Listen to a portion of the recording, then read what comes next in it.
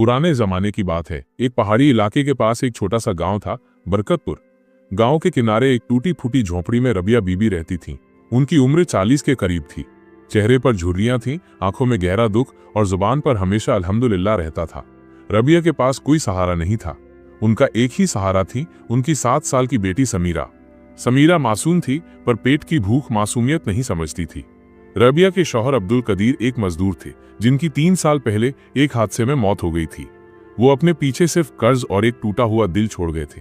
रबिया को सिलाई आती थी, पर गांव छोटा था, काम मुश्किल से मिलता था। कई दिन ऐसे गुजरते कि चूल्हा भी नहीं जलता था। जब समीरा भूख से रोती तो रबिया आंसू पोंछकर कहती, बेटा सब्र करो, आज अल्लाह रोजी कहीं और से भेजेगा। एक शाम रबिया नमाज पढ़ रही थी। उनकी आंखों में आंसू थे और सजदे में उनकी सिसकियां बिखर रही थीं। या रब्बी, तू गवाह है, मैंने कभी तुझसे ज्यादा नहीं मांगा, मगर मेरी बेटी अब कमजोर होती जा रही है। एक माँ अपने बच्चे को भूखा देखे, इससे बड़ा इम्तिहान और क्या होगा। उस रात तेज आंधी और मूसलाधार बारिश हुई। रबिया ने झोंपड़ी का दरवाजा बंद कर रखा था। तभी बाहर से म्याऊं म्याऊं की हल्की सी आवाज आई। जब उन्होंने दरवाजा खोला तो सामने एक सफेद गीली बिल्ली खड़ी थी। उसके पैरों में कीचड़ थी और वो ठंड से कांप रही थी। उसकी गर्दन में एक चमड़े का पट्टा था, जिस पर सुनहरे धागों से लिखा था, सब्र वालों के लिए रहमत है। रबिया ने चारों ओर देखा, पर कोई इंसान या आवाज नहीं थी।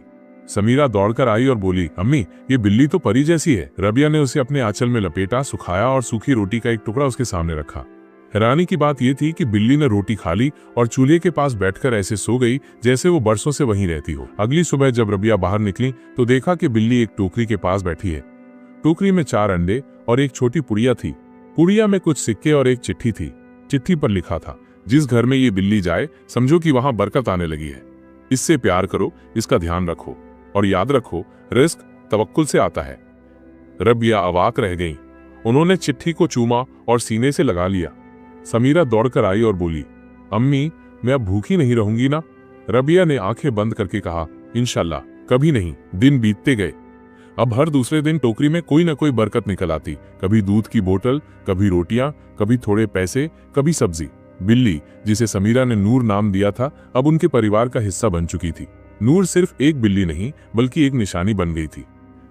रबिया अब गांव के बच्चों को कुरान पढ़ाने और गरीबों को सिलाई सिखाने लगी। जो भी थोड़ा बहुत मिलता वो जरूरतमंदों में बांट देती। लेकिन हर गांव में अच्छाई के साथ साथ जलन भी होती है।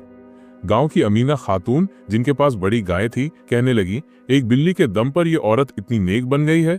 जरूर इस सफेद जानवर में कोई जादू है।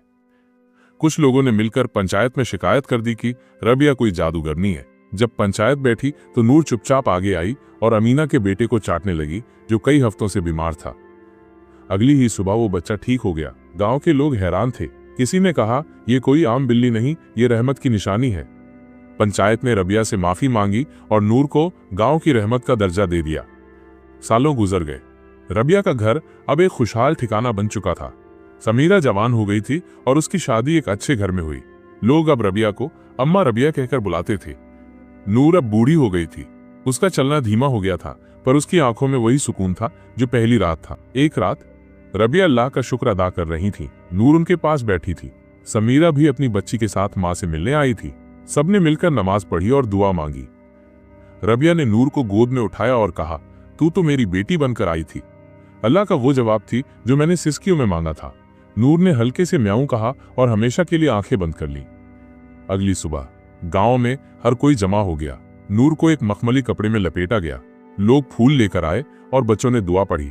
नूर को गांव की दरगाह के पास दफनाया गया। उसकी कब्र पर एक पत्थर रखा गया, जिस पर लिखा था, सफेद बिल्ली, एक माँ की दुआ का जवाब। आज भी हर जुमे को लोग वहां फूल चढ़ाते हैं और दुआ करते हैं। जब भी कोई औरत गरीबी में होती है, गांव की बुजुर्ग औरतें कहती हैं, रो लो, सजदे में गिर पड़ो, हो सकता है तुम्हारी रहमत भी किसी जानवर की शक्ल में उतर आए। सीख।